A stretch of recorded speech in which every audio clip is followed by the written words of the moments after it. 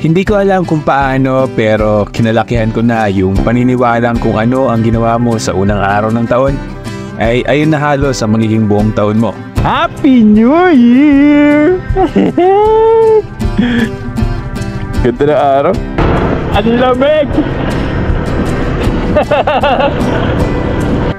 Ito yung maabutan nyo doon tubig oh. Ang linaw.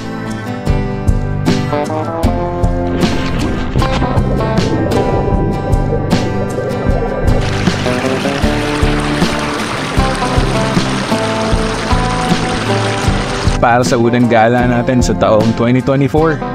Umpisa na agad natin sa isang magandang lugar. Kaya tara, isasama namin kayo.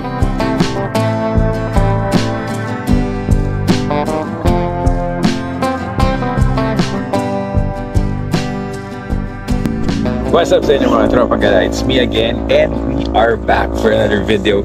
Good morning! First ride of the year. Unang gala natin sa unang taon, no? Kaya simulan natin sa magandang lugar. So it's me again and I'm with Sir Charles Entres. We're here in Zambales. Papunta tayo ng Masinloc para bisitahin yung isa sa pinakasikat na puntahan or river doon or isang place doon, which is yung Cotto Mines nga. So maaga kaming kumayak, 3 AM, umalis na kami.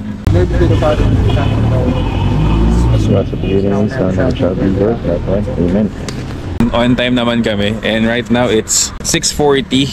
So medyo mabilis yung biyahe, no? Medyo may mga ilang stopovers lang kami kanina para magpahinga ng saglit, magpagas or umihi. So right now nandito na kami sa San Narciso, Zambales, which is 1.5 hours away from Masinloc.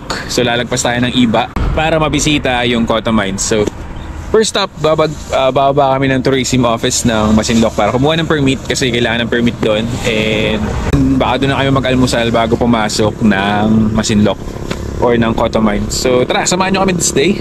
I-share lang namin yung mga experiences and let's enjoy the day. Busi-busi ko na mga mangyayari. Let's go, let's go. Grabe talaga umaga sa probinsya, you know? Sunrise, fields. New Year! First ride ng taon.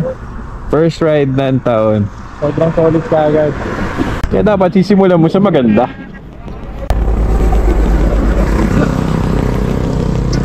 So tara, sit tayo sa biyahe. Let's go, let's go!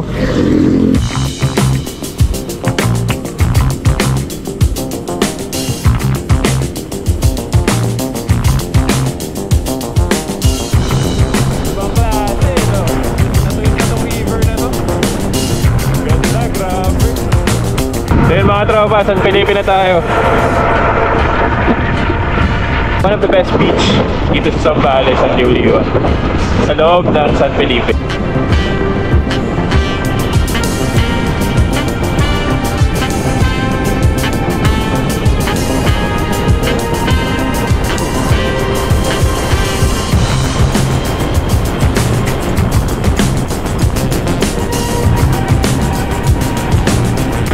Hey, ganda ng bundok. Dito na tayo sa Botolan. Papasok na tayo ng Iba.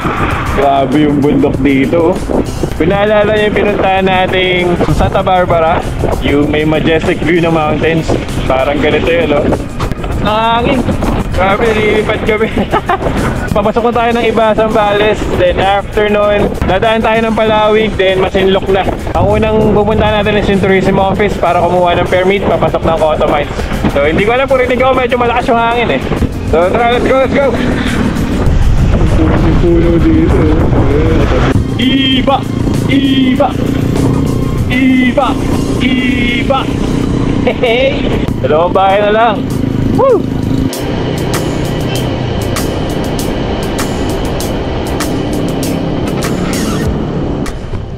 So yun, nandito na tayo sa Masinloc Tourism Office. So kumuha lang, dito kasi kukuha ng permit para makapasok ng Cotto Mines. So ang permit is 160 per head. So tatlo kami for 80. So after this, siguro maghanap lang kami ng almusalan, then mamamalengke, then pasok namin ng Cotto. So tara, hanap tayo ng almusalan. Let's go! So yun, sa likod ng Tourism Office, dito na rin pala yung market. So tara, mamamalengke muna kami. Let's go!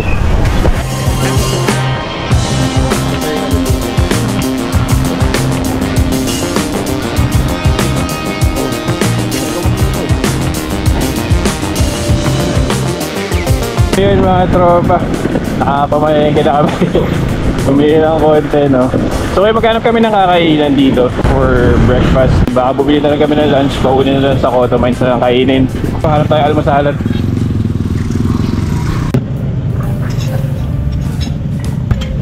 Long pa. Sabaw. Ano siya ba? Sabaw.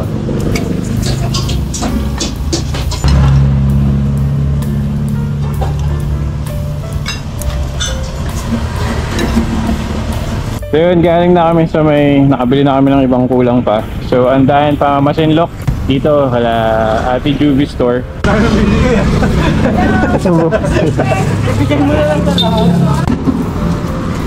Ito po. Yay! Sikat na yung Thank you. Thank you. Si Ate Juvie nangingi ng sticker sa atin. So pag pupunta kayo ng Masinloc, kayo ng Cotto Mines, dito yung daan, kakanan na kayo mula dito sa Juvie store. Mula rito, almost 2 hours pa yung biyahe. So complete na. Nakabili na ng lahat. Biyahe na tayo ulit.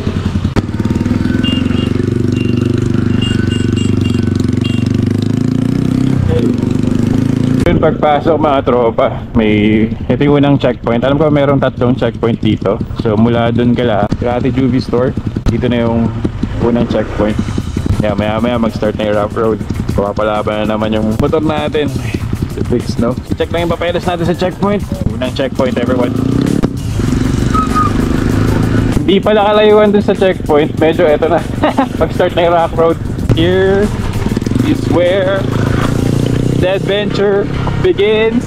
Papalaban na tayo. Let's go! Grabe yung daan dito mga tropa. Sa Matpanuepe, mabuhangin dito. Pure bato. Grabe, ako nasasaktan dun sa motor. Solid ang view, solid ang view. Ayan, lahat ng mga gandang puntahan dito, mahirap puntahan. Hey! Ayun, nagkaroon ng konting patag. Pinag-warm up lang pala tayo dun. Rough road ulit. Pagka nasa Manila ka, papunta ng somewhere, hindi mo ma-appreciate yung semento na daan no? Kasi matagtag. Dito ma-appreciate mo yung semento. After nung pangalawang mahabang patag, rough road ulit. Ang tagtag nito. Grabe yung tagtag. Yun mga tropa, habang palapit ng palapit, parang pagrabi yung daan. Pero ito medyo pino pa. Pero yun ang mga nadaanan namin iba, lalaki ng bato. Yung dalawa nauna na sa unahan. Nauna na sa unahan. Ano ba yun? Ayun, lalaki na ng mga bato. I mean, medyo mas malaki na dun sa kanina. Grabe naman yung view, tignan nyo naman.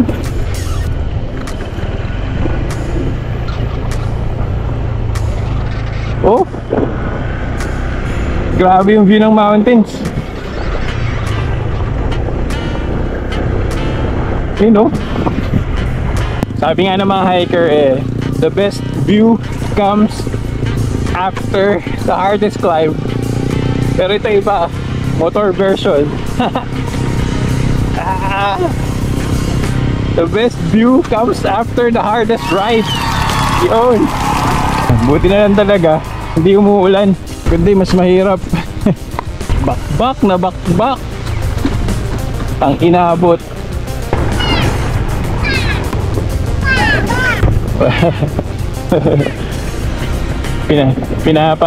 Pinapabomba ako, walang pambomba to. Yung susunod. So yun mga tropa, yung daan dito mix of maliliit na bato, merong part na malalaki, then merong part na mabuhangin, and then may mga part na patag din naman. So paiba-iba. So kung bibisitahin nyo yung Cotto Mines, prepare nyo yung sarili nyo sa almost 2 hours na rough road. Grabe. And talagang dapat i-mindset nyo. Grabe. Kung meron kayong 4x4 na sasakyan, mas maigi. Pero kaya naman ng motor, kasi may nakakasalubong kami mga nakamotor din. So yun, ito tulad na ito, babuhangin lang. Uy, minto sila. So pahinga muna tayo dito. Grabe yung bakbakan to, lalaki ng bato.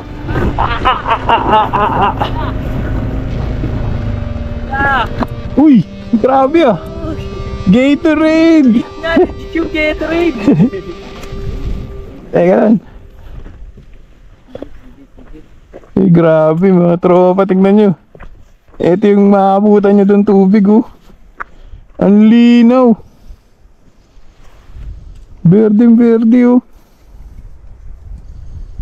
Grabe, ito yung siguro yung river papunta doon sa Cotto Mines. Grabe, nakatakot, baka malaglag ako pero ang linaw oh. Grabe, grabe. So yun mga tropa, napahinto kami dito saglit. Hindi ko alam kung anong part na to ng Masinloc or nung papasok sa Cotto Mines. Dahil sobrang linaw ng tubig, sobrang grabe. And yeah, ito siguro yung river na kumo-connect papunta dun sa Cotto Mines. So yeah, malayo-layo pa. Siguro mga 1 oras pa yung babayahin namin na rough road papunta sa Cotto Mines. So yun. Right now, papahinga lang kami saglit. And it's 10:52, mag-11 na.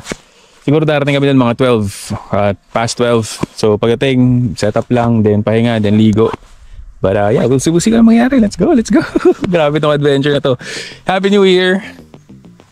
Talaga naman, putukan yung mga bato. So tara, tara.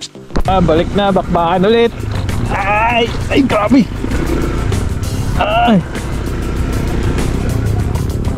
Grabe tong bato ito.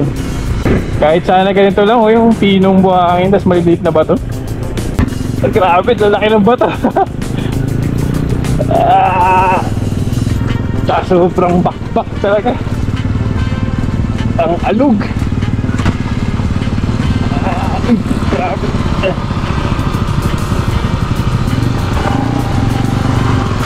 Yun, no? Swerte na pag may ganito, yung buhangin na maliliit yung bato. Pero kung papansin mo yung paligid, ang ganda eh, no? Hindi mo mapansin kasi focus sa daan. Pero grabe, ang ganda. Sobrang tahimik talaga.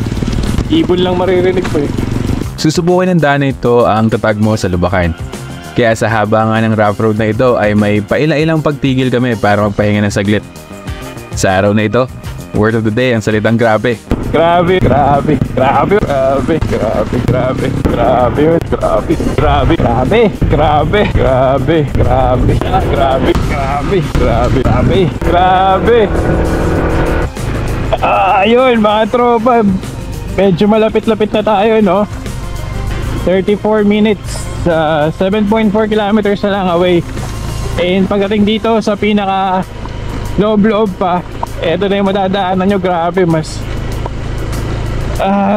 matagtag na yung daan. Oh, meron palang ano dito, oh. Pahingahan. Pero alam ko yung papasok dito may madadaanan pa kaming community or barangay bago yung mismong Cotto Mines. Papasok ka ng papasok sa lugar na to. Pahirap ng pahirap. Parang ganoon siya. So si Tres na una na. Si Cha, ito na sa unahan ko. Ako na sa huli ngayon. And grabe, nakapagod talaga sa balikat to. So far, ito pa lang yung na-ride ko na talagang matagtag ng sobrang haba. Kasi almost 2 hours siya.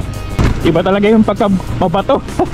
Pero higit sa experience namin ngayon habang binabiyahe namin or pinapaybay namin tong road na to, mas dama namin yung excitement. Kasi nga, yung kanina nakita namin yung tubig, sobrang linaw. So sigurado dun sa loob, sa Cotto Mines mismo, mas okay. Pero in-expect na rin namin na marami nagka-camp, no? Kasi nung pumunta kami dun sa tourism office, marami na yung naunang nakalista, marami nang naunang pumunta. And right now, may mga nakakasabay kami ng mga nakasasakyan. Hopefully makahanap kami ng magandang spot na pagpipitchan ng tent for overnight. Konting bakbaka na lang, let's go. So yun mga tropa, after ilang kilometers, ito na yung second checkpoint. Yung layo ng first checkpoint dito sa second checkpoint, sobrang layo, parang mga 10 kilometers yata. Kung i-base natin sa Google Maps, sobrang layo. Kung paplanuhin nyo na papasok dito ng walang permit, makalusot mga sa una, sobrang layo ng second checkpoint. And kapag dito ipasok yung permit nyo, malayo lang yung babalikan nyo, rough road yun. Madali lang naman kumuha ng permit. 5 to 10 minutes makakuha na kayo, magbabayad na kayo ng 160 doon per head. And after ng second checkpoint, ito na yung daan, medyo patag na or medyo sementado. Masarap makapagpaandar ng motor sa patag ulit to. After isang oras mahigit na bako-bako or batuhan. Grabe. And ito na yata yung sinasabi ko na madadaan natin barangay or sitio or community dito. Ito. May kiraan lang tayo. Konti na lang to. 4.3 kilometers Cotto Mines na. So tara, let's go.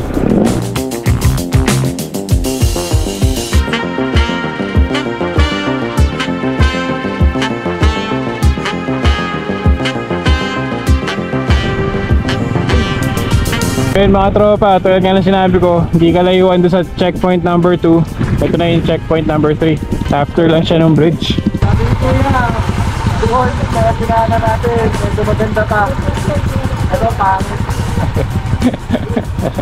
Sabi ni Kuya Guard sa last checkpoint, yung mga dinaanan namin kanina is maganda.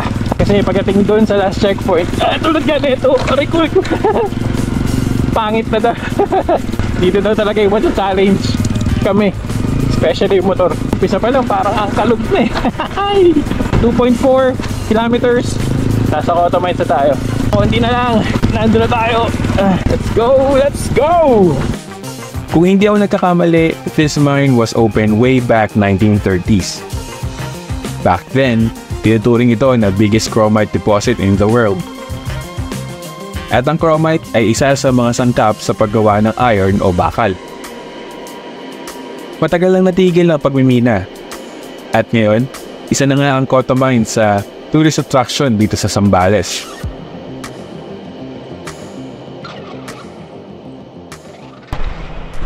What's up sa inyo mga tropang gala, and welcome to Cotto Mines.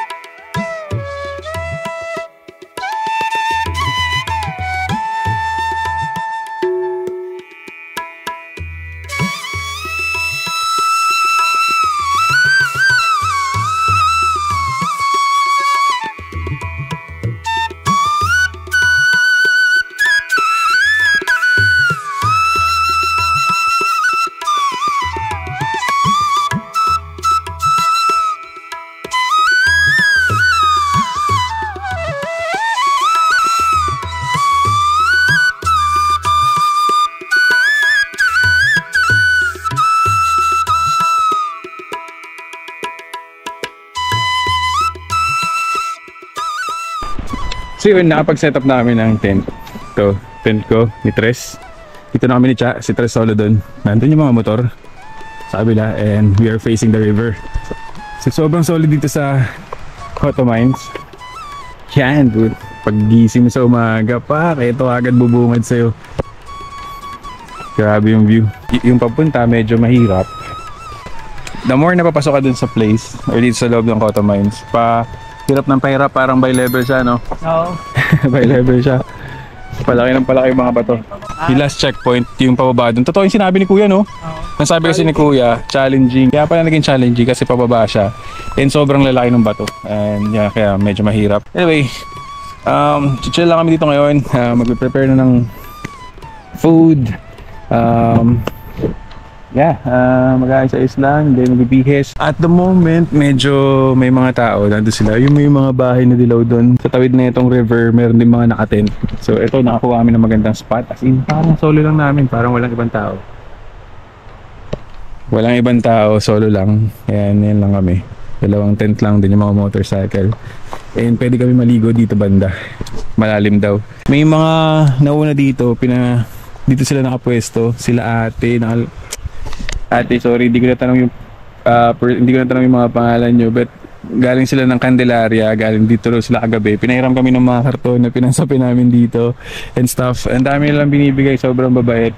So yun, ate, sorry, hindi ko since sobrang preoccupied ng isip ko, hindi ko na sorry talaga. Shoutout sa inyo, sobrang salamat. Sobrang solid mga bago nating tropa.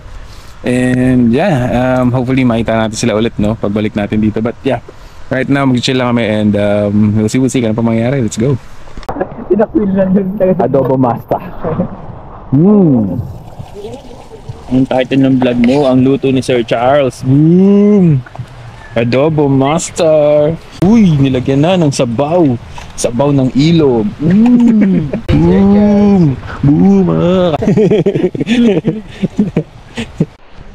So yun na, pagsaing na, and right now nag-iihaw lang si Cha, kahit ako nagsalang yan.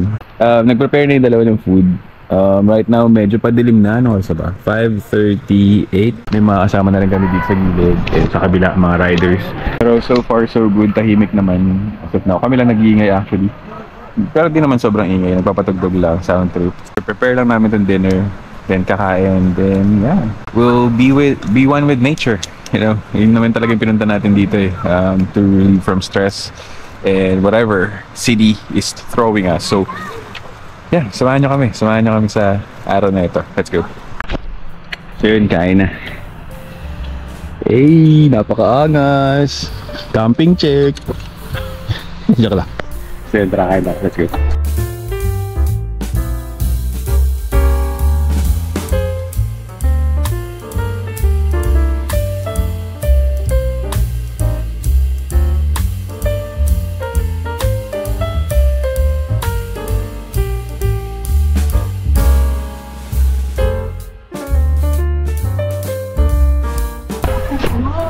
So yun, tapos na kumain, kasi nasa kabilang tent, dun sila. Anyway, it's 6:46. Tamang banding lang with these two. Tamang kwentuhan. Sobrang solid dito sa Cota Mines. Right now, kahit medyo matao, medyo may tao na iba, hindi siya ganun kaingay. Buti na lang yung nakasabay naming mga campers is they also like to have peace. Rinig mo lang talaga is yung water, yung running water. Kung maisipan nyo pumunta rito, be prepared talaga. Be prepared sa kalsada. Yeah, so far so good. Okay na okay dito. Yeah, enjoy lang namin yung day. I'll see you guys tomorrow morning. Alright, good night.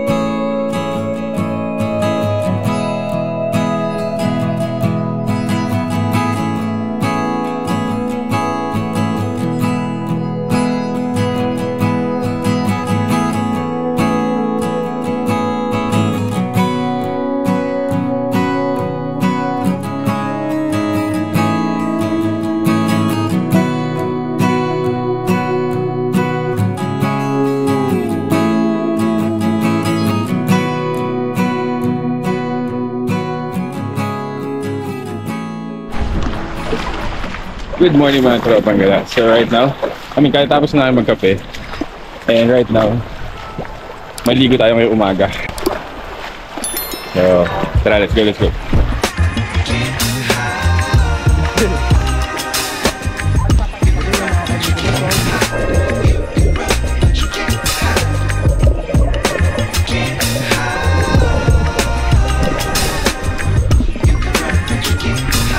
So, try natin to. Yeah.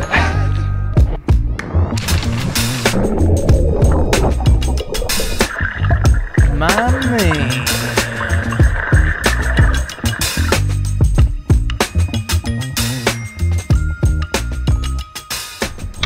Grabe, sobrang lamig ng tubig. Lipat kami pwesto kasi medyo dumadami na yung tao dun sa talagang paliguan. And dito sa kabila kasi, kasi kami nakapitch ng tent. Dito sa kabila, konti yung tao. And sabi sa amin nila ate kahapon, yung nagbigay nga ng karton or yung nakilala nating bagong mga tropa kahapon dito, okay din daw maligo. So dito kami pupunta kasi less yung tao. Ito meron nga dito mga tropa. Malalim, tsaka konti yung tao. Ito lang. So yung nakikita nyo sa mga videos na tinatalunan na may parang, ang tawag doon, jumping board, doon yun sa kabila. Then dito sa kabilang side, konti yung tao. Daming tao? Daming tao po. Dito malalim din eh. Ito pala.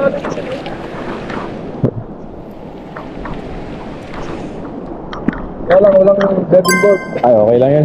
Sa batas ko mag-dive. Tama ka na lang. Tama papalamig lang po. Mga vlogger kayo?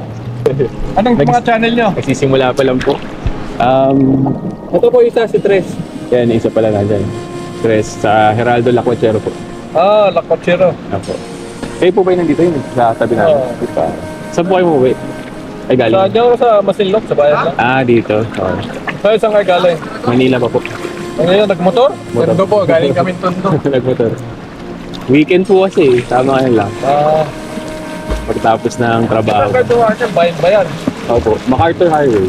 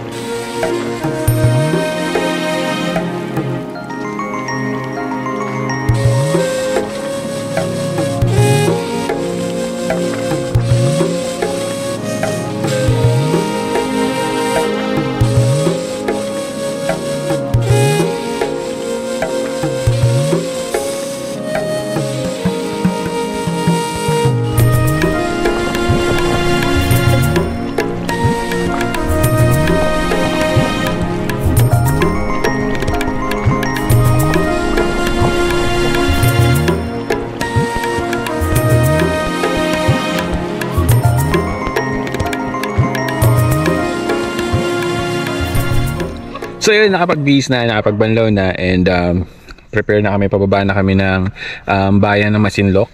If you guys are looking for some place to camp overnight or maybe 2-3 days, solid yung Cotto Mines. Pero dapat may dala na kayong dapat nakapamalengke na kayo, or yung mga gamit pang camp dapat dala nyo na kasi medyo mahirap. From bayan 2 hours away yung papasok, and sobrang rough road siya. So this is one of the best place to visit here in Zambales. Kung bibisita kayo dito, kailangan nyo ng permit. Madali lang naman kumuha ng permit. Pumunta lang kayo ng tourism office ng Masinloc. Nagbayad kami ng 160 per head, and then from there, siguro mga 5 to 10 minutes processing lang yun, bibigyan na kayo ng permit kasi merong 3 checkpoint papasok dito sa Cotto Mines. So kailangan nyo yung permit. Kung commute naman kayo, merong mga jeep na dumadaan, yung mga monster jeep ba kung tawagin. 100 pesos hanggang Cotto Mines mula dun sa bungad, nitong papasok ng Cotton Mine. So 100 pesos lang siya. May tindahan doon pero basic needs from mga basic tinda lang like cup noodles, soft drinks. May yelo naman doon pero yung kung magluluto kayo dapat dala nyo na kasi mahirap bumalik. 2 hours away siya sa bayan and solid rough road talaga. Bababa na kami ngayon ng bayan, maghanap lang kami doon ng lunch. Then bababa na kami ng Manila. 6 hours away from bayan ng Masinloc going to Manila. And yeah, sobrang init na rin ng biyahe namin ngayon. And yeah, maraming salamat kung umabot ka agad dito. If you like these type of vlogs, travel vlogs, don't forget to subscribe to the channel, like, comment, and share mo na rin. And also kay Tres, kasama natin si Tres TV and Sonen, subscribe na rin kayo sa kanila. Kung may isipan ni Chana mag-open ng channel, subscribe na rin kayo sa kanya kasi medyo gumagawa ng video. So yun, if you have any ideas or any places na gusto nyong ma-feature sa channel, don't forget or just comment it down below para ayayin ko yung tropa, yung team natin. And yeah, budget tayo. I'll see you on the next vlog or video. Ride safe sa mga nagmumotor. Happy New Year everyone. Let's welcome 2024 with a bang. So yeah, I'll see you guys and thank you. God bless. Maraming salamat. Bye.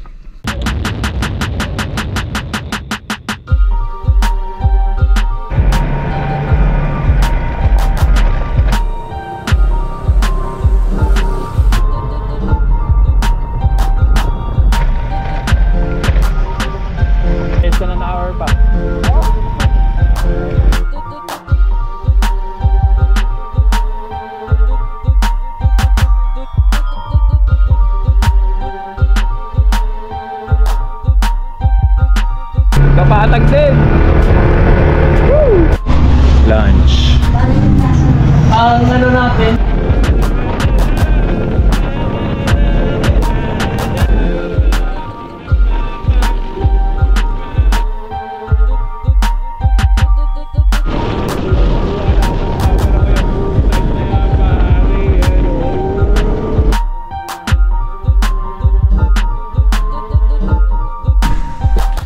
You know, I would like to take this opportunity para magpasalamat ng marami sa isang tropa, si Ogie Kagiwa. Isa siya sa mga subscriber natin, lagi nanonood ng mga videos na ina-upload natin, no? And I would like to say thank you at na-appreciate mo yung mga obra or yung mga videos na nagagawa ko or nagagawa namin ng Team Road Wanderers. And dahil nga sobrang natuwa siya sa mga videos natin, pinadala niya tayo ng kanyang produkto, which is Maki, yung Maki Moko. Yeah, sobrang dami na ito parts, hindi ko kaya ubusin to, kaya i-share natin dun sa, i-share ko sa family itong pinadala mo. Sobrang salamat. If you guys have parties or you know, any celebrations na kailangan nyo ng panghanda or pandagdag sa handa, sobrang solid to, Maki. Ay, solid to, solid. Yeah, cheers everyone, maraming salamat. For the prices ng Imaki Moko, just PM this guy over here or ilalagay ko sa description box yung page or kung paano siya makakontakt. And yeah, sobrang solid talaga. This is very good and maraming salamat again, Ogie. Grabe. So maraming salamat, mabuhay ka, and I'll see you on the next video. God bless, brother. Alright, bye.